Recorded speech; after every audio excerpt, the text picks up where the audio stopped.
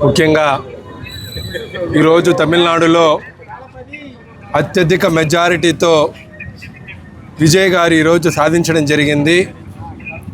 ఇందులో భాగంగా ఈరోజు ఇక్కడ ఉన్నటువంటి తమిళ ప్రజలు, ఆంధ్ర సరిహద్దు ప్రాంతాల్లో ఉన్న తమిళ ప్రజలు, ముఖ్యంగా చంద్రగిరి నియోజకవర్గంలో సుమారు 20 నుంచి 30 వేల మంది తిరుచానూరులో కావచ్చు, పాడిపేటలో కావచ్చు, అదేవిధంగా అక్కడ ఉన్నటువంటి తమిళ ప్రజలందరూ కూడా ఈరోజున వాళ్ళు విజయంగా మనం భావించుకోవచ్చు.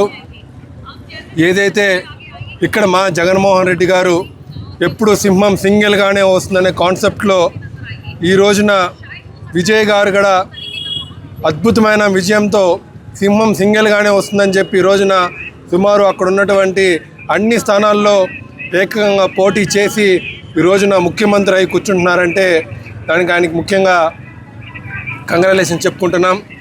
ఇక్కడ ఉన్నటువంటి ముఖ్యమంత్రి చంద్రబాబు నాయుడు గారు ఏడీఎంకి సపోర్ట్ చేసి అక్కడ ప్రతి ఒక్క చోట ప్రచారం చేయడం జరిగింది.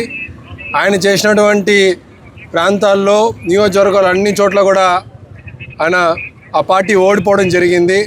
మనం ఇక్కడి నుంచి అనుకోవచ్చు చంద్రబాబు నాయుడు గారి పతనం అక్కడి నుంచి తమిళనాడు నుంచి మొదలై చివరికి ఆంధ్రాకు వచ్చి ఆగుతుంది.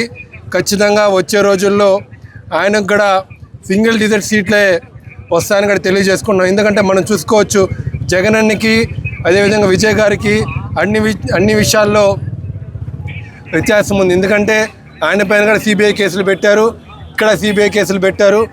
ఆయన సింగిల్గా పోటీ చేశారు, మా నాయకుడు కూడా ఇక్కడ సింగిల్గా పోటీ చేయడం జరిగింది. కాబట్టి జగనన్నకి అదేవిధంగా విజయ్ గారికి ఉన్న అనుబంధం మనం ఇక్కడ చూసుకోవచ్చు. ఆయన ఇక్కడ ఉన్నటువంటి సరిహద్దు ప్రాంతాల్లో ఆయన వచ్చినప్పుడు ప్రచారానికి జగనన్ని బొమ్మ చూపించి మరీ ఆయన సింబాలిక్గా చెప్పడం జరిగింది. ఆయన జగనన్న మద్దతు ఆయనకు ఎప్పుడు ఉంటుందని, ఆయన అదే విజయానికి కారణమని ఈ రోజున చేయడం జరిగింది. కాబట్టి అన్ని సరిహద్దు ప్రాంతాల్లో ఉన్నటువంటి నియోజకవర్గాల్లో టీవీకే ఘన విజయం చేయడం జరిగింది. ఎందుకంటే జగనన్న మద్దతు ఎప్పుడు కూడా విజయ్ గారికి ఉంటుందని ముఖ్యంగా ఇంకోసారి చెప్పుకుంటున్నాం. విజయ్ గారికి మళ్ళీ కూడా విజయోత్సవ సంబరాలు శుభాకాంక్షలు తెలియజేసుకుంటున్నాం.